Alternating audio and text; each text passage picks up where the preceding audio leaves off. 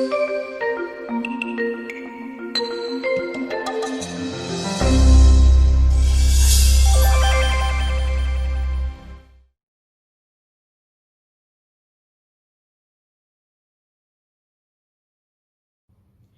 everyone, I hope that all of you are doing well and staying healthy. My name is Brittany and I'm an area manager for the school's program. My favorite sport is soccer, and growing up it's been a huge part of my life, first as an athlete and now as a coach. So I wanted to share a little bit of my passion with all of you.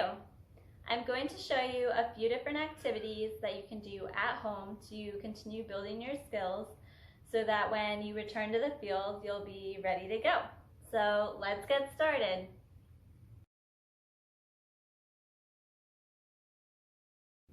Before we start, we need to gather all of the equipment that we're going to need for these activities. So the first thing that you need is a ball. If you don't have a soccer ball at home, no worries. Really, any ball of similar size can work. This could be a playground ball, a volleyball, or a slightly flattened basketball. The second thing that you'll need are cones. Again, if you don't have cones, you can basically use any items that you find around the house. But personally, I think balled up socks work great.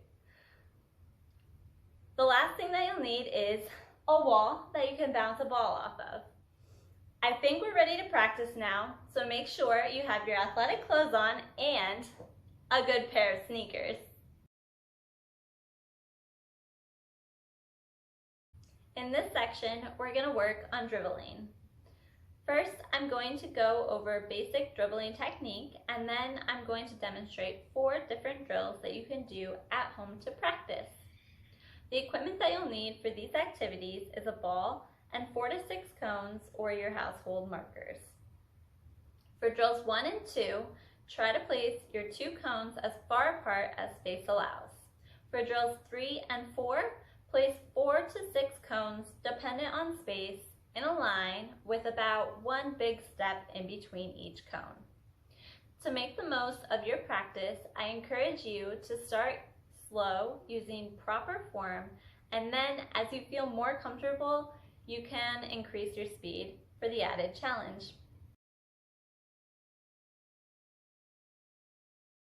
Before we get to the drills, as promised, I'm going to go over dribbling technique. There are only a couple of steps here. First, you want to have your toe pointed down and slightly in.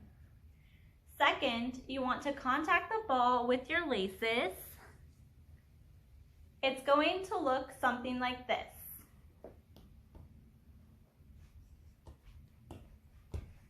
If you find that too difficult, you can dribble using the inside of your foot.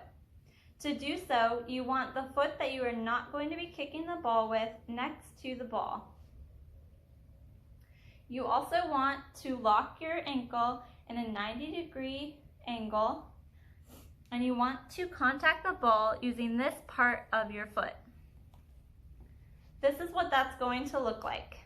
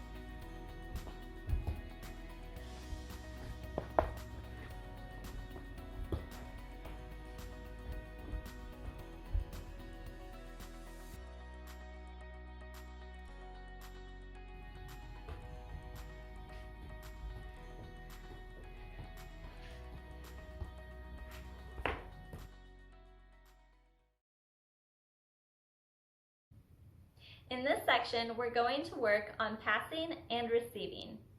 Again, first, I'm going to start by going over the basic passing and receiving technique, and then I'm going to demonstrate 4 different drills that you can do at home to practice.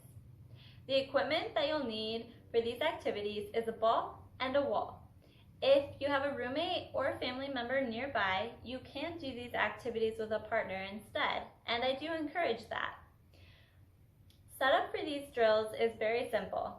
Position yourself about 2 or 3 steps away from the wall with your ball, and that's it. To make the most of your practice, I encourage you to start close to the wall using proper form. And then as you feel more comfortable and as space allows, you can slowly increase your passing distance by taking steps away from the wall.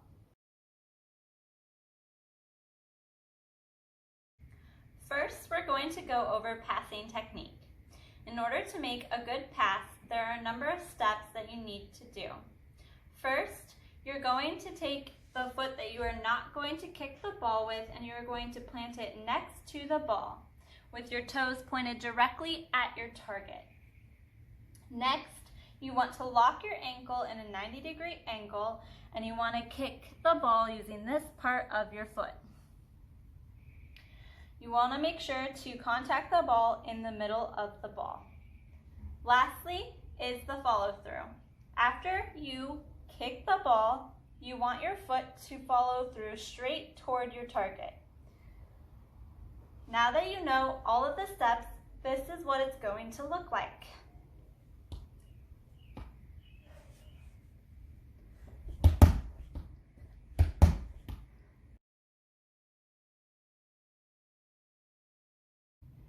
Now we're going to go over receiving technique. I'm going to show you 2 different ways that you can receive the ball.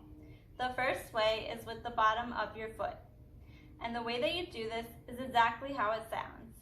As the ball comes to you, you are going to step on the ball to stop it. It's going to look something like this.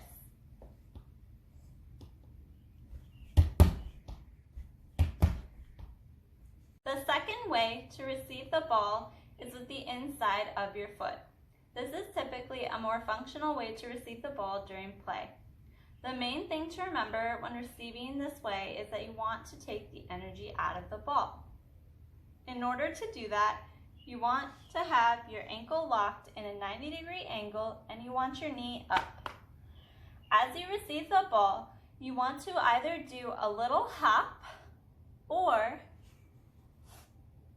you can have a little cushion like this as you receive the ball. It's going to look a little something like this.